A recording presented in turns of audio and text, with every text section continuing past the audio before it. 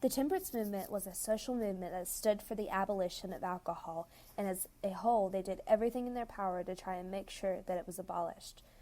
They were the largest reform movement after the Civil War. It contained 6,000 chapters and 1 million members.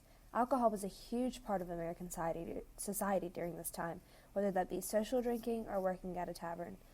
A lot of American income came from alcohol, especially farmers' income. Almost everyone in American society drank alcohol regularly, especially men. People that were for the temperance movement thought of alcohol as immoral. They believed social drinking would eventually lead up to alcoholism, and that everyone would become an alcoholic. They felt as though alcoholism led to crime, insanity, and poverty. Reformers were so afraid of alcohol that it would make America go down the drain. Temperance crusaders did many things to try and stop all relations to alcohol. They tried to restrict licensed taverns, to have excessive taxes on alcohol, and limit retail sales of alcohol to consumers in the 1820s and 30s.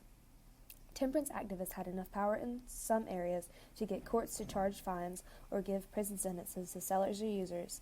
They even wrote up pamphlets that informed people that alcohol was dangerous, and they also used religion to scare people by saying that they would go to hell if they drank it.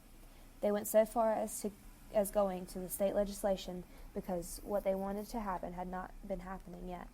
Temperance movement activists petitioned and presented many signatures to politicians.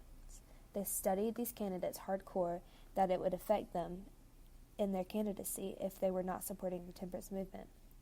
In the 1840s and 50s, 13 states made it to where alcohol could not be sold within their state, and it would be confiscated if someone was caught drinking it.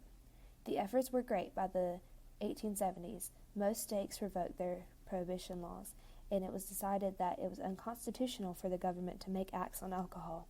Some were for it, some were against it. It got to the point where it was hard to enforce no alcohol, and they made states vote for the popular opinions.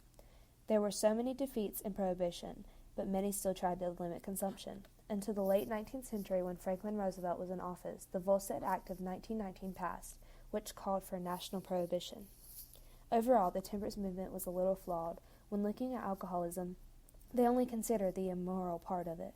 They never looked at the bigger picture and thought of other factors that could play a role in this cause. But no matter what one does or what happens to some consumers, there will always be someone out there that consumes it, and it will more than likely be more than one person. The temperance movement was a